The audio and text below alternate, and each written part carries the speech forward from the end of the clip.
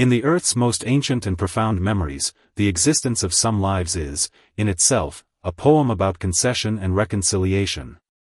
He possessed a cold skeleton that was shocking even in the early Jurassic. Above his skull rose a transverse, gorgeous, and bizarre bony crest shaped like a Spanish fan, refracting the most aloof shimmer of the ancient polar night.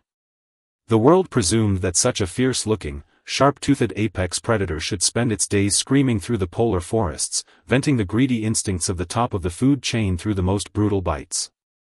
Yet, when a violent blizzard that tore through the ancient continent descended, this former hunter of the wilderness made a choice of restraint that would later stun the paleontological community. Tonight, let us accompany the flickering hearth fire and this story, which you need not strain to remember, as we step into the true life he led. Cryolophosaurus bingbing, in cold paleontology archives and modern guides, is usually defined as a large, oddly shaped early theropod that lived in ancient Antarctica. But in the real night of 190 million years ago, a time filled with the painful dissociation of continents and long polar nights, Bingbing lived as an introverted enigma, through extreme, restrained self-seclusion. This is not a noisy account of territorial slaughter or documentary-style jungle laws, but a midnight song about how to lay down the burdens of a lifetime amidst the low-frequency white noise of the gale, and fall asleep peacefully, wrapped in thick, primitive feathers. 190 million years ago, on the edge of the ancient Antarctic plains, the flow of time seemed stretched, and the air was forever filled with the slightly bitter scent of conifer resin from excessive humidity. It was the golden age of gymnosperms before the full recovery of angiosperms. Ancient ginkgos and giant bald cypresses covered the sky, leaving only shreds of broken golden light to fall wearily upon the ground. Bingbing stood at the edge of this dense forest filled with the pressure of life. His 6-meter-long body, covered in warm downy feathers, appeared exceptionally steady in the shadows of ancient plants, like a gray mountain. The catalyst for the first turning point in his fate was a rare, violent crustal dissociation event that lasted for months. The entire ancient Antarctic landmass was shrouded in damp cold fog within hours. As water sources rapidly dried up, the herbivores and carnivores on the plains plunged into a state of tense power maintenance overnight. Order collapsed entirely in panic. Large, irritable predators, desperate to claim the last remaining prey, began to frantically engage in physical collisions in the center of the territory. Dull roars echoed across the wilderness daily. Bingbing watched it all quietly. He saw companions who once searched for food side by side torn apart in fratricide, their beautiful feathers shattering into useless scraps under heavy blows, blood staining the withered moss. As one of the largest apex predators in this polar forest, he could have used his explosive, strong hind limbs to join the cruel game of power, tearing all challengers to shreds in an instant. But his black eyes held no trace of the fanaticism of that era. At that moment, the wisdom deep within Bingbing, that of a cool, detached hermit, fully awakened. It was not a battle impulse, but a deep exhaustion with endless plunder and restraint. He did not rise to meet the violent roars of panic, nor did he attempt to join the chaotic struggle for survival. Instead, on an evening when the heat wave completely dissipated, he turned his body with extreme slowness. Stepping across the frost-covered red earth, his movements were as slow as a redwood needle silently falling through time. Without a single look back, he left the territory filled with madness, walking step by step toward the desolate, silent depths of the unknown canyon. Leaving the protection of the group meant Bingbing had to face, alone, the top nocturnal predators hidden in the shadows of the night, his own kind, and the merciless polar cold that could freeze marrow. On this open sandstone canyon without forest cover, any sudden turn caused by panic would cause Bingbing's half-ton skeleton to collapse under the pressure of its own weight.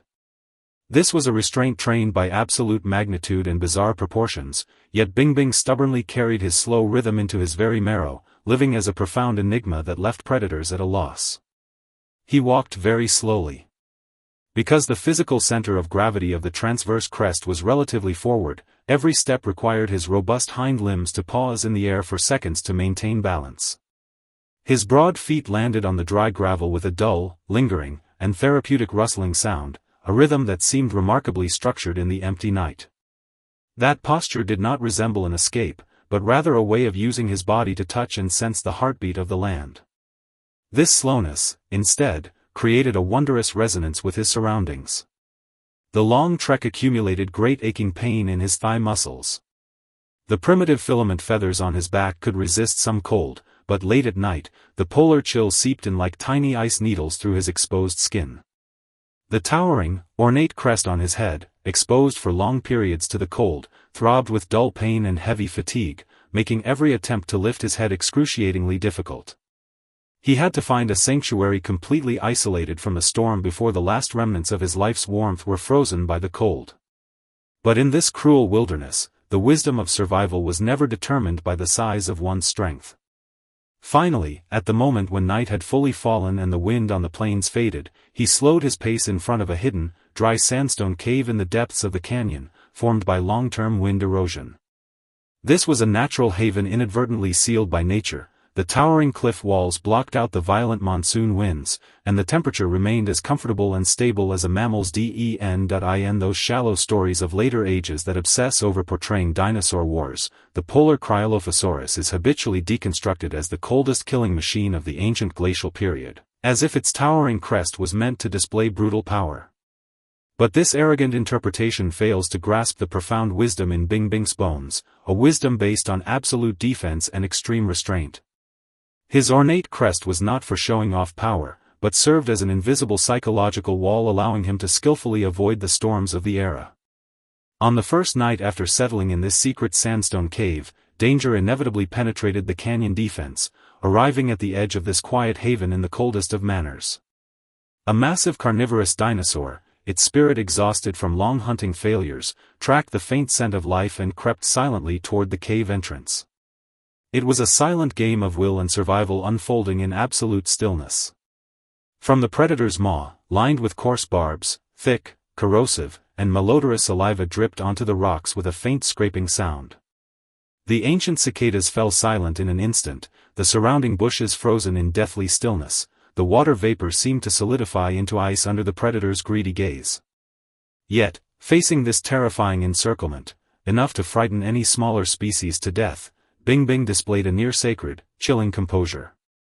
He emitted no futile roar to vent fear, nor did he panic and scatter like his kin. Instead, he lowered his center of gravity, planting his 6-meter-long gray body firmly into the soft gravel.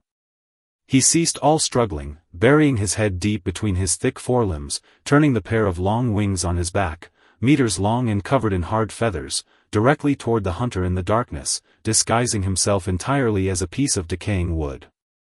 The vicious predator stopped inches from Bing Bing, roaring frantically and clawing up mud. Attempting to find a flaw with its keen sense of smell, only to find the scent of rotting leaves. Bing Bing lay there quietly, maintaining a statue-like stillness. His breathing was slow enough to induce despair. In the end, before the mountain-like, immovable pressure and restraint of Bing Bing, the madness in the predator's eyes was replaced by frustration, and it could only retreat back into the dark forest. After the heart-stopping standoff subsided, the midnight in the polar canyon welcomed its most gentle and fatalistic moment as the clouds finally parted, revealing a massive fissure. A faint, emerald-hued glimmer of moonlight spilled silently from the sky, revealing the vast, brilliant ancient sea of stars and painting the entire sandstone cliff with a sacred silver edge. And what made this wilderness truly quiet was the wind of thousands of extremely gentle, fine low-frequency sounds rolling over the canyon. When polar gales blew with a slow-motion pace through the rock fissures, they created a deep, husky, and rhythmic physical resonance inside the cavern, like thousands of gentle hands stroking silk, gathering into a natural white noise lullaby. Bing Bing completely let go of all guard. In this refuge that belonged to him alone, he began a deeply healing and immersive pre-sleep relaxation ritual. He slowly adjusted his posture, pressing his weary, stiff frame, covered in filament feathers, inch by inch toward the ground. He began to move, using elegant, near-slow-motion movements to curl his body, clumsily yet stubbornly, into a round little ball within the pile of leaves. Then, slowly, inch by inch, he pulled the long, thick feathers behind his head, smelling of faint hay, as if pulling up a giant down blanket gifted by nature. He carefully and tightly tucked his gorgeous, radiating fan-shaped crest beneath the feather blanket, locking in his life's heat and insulating himself from the cold. The heat penetrated his thick fat, wrapped his tense muscle fibers, and spread to every bone joint aching from the long trip, dissolving all heavy anxiety within. This warmth, fused with the Earth's gravity, held an irresistible hypnotic power. It was so stable that Bing Bing no longer felt like a wandering refugee, but a raw stone essential to this land. The night muted the ancient storms, the sound of the wind became a soothing white noise. With this safety net provided by the earth, his eyelids became heavy, and his consciousness dissipated into a gentle, void-like dream. The end of life arrived calmly and elegantly. For Bing Bing, it was merely the most peaceful night out of countless comfortable ones. It was a typical early Jurassic dry season, filled with the scent of withered plants and a night sky lit by thousands of gentle meteors. Bing Bing was too old, his internal blood pump could no longer carry warm blood to his furry extremities, and every wing expansion required enduring the grinding sound of joint pain. Yet he showed no panic. On that starlit night, he returned to the sandstone cave that had accompanied him for most of his life and slowly lay down in his habitual posture. He rested his weary head gently among the leaves, wrapped himself for the last time in his giant membranes, and held tight to the warm resin that had accompanied him for life. As the warm gravity of the earth took over, a collapse of the sandstone cliff poured soft red sand into the hollow. There was no fear and no lament. This supreme wanderer of relaxation in the plains, within his beloved moonlight sanctuary and the comforting white noise of the wind, passed directly into eternal sleep. Over the next 190 million years, the world changed. This ancient continent underwent splits and drifts, as former bustling shoals were compressed into cold rock. Bing Bing's frame, maintaining its perfect lying posture, was tightly encased in sand, undergoing dissociation and mineralization. Every small vertebra and ornate crest trace fused with the cold rock, becoming an exquisite part of the Earth's skeleton. 190 million years acted like a traceless flood, mercilessly washing away all pride and arrogance, but leaving behind only Bing Bing's restraint and peace, forever solidified between the ribs of the Earth. Now, this fossil specimen, hailed as the ancient Antarctic continent's most artistic dinosaur, lies quietly in the center display case of a modern museum, maintaining constant temperature and humidity. Under soft mercury lights, it continues to emanate an ancient, serene aura to everyone who stops to gaze. The river that once accompanied him for countless years has long dried up, and those tall bald cypresses have turned into underground coal, yet, the breathing rhythm Bing Bing left behind on that night seems to still faintly echo under the vast night sky of modern cities.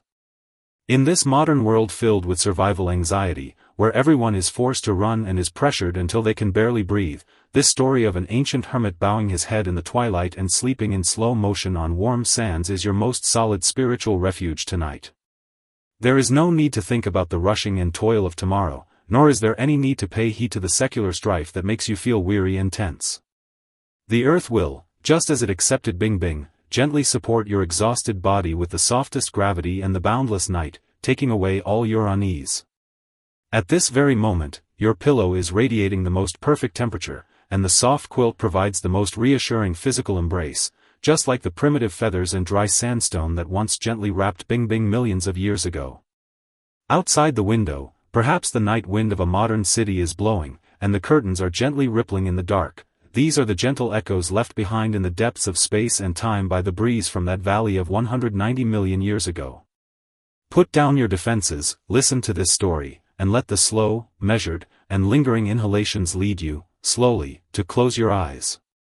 Good night, Cryolophosaurus Bing Bing, good night, to every soul who has laid down its armor and returned to inner peace.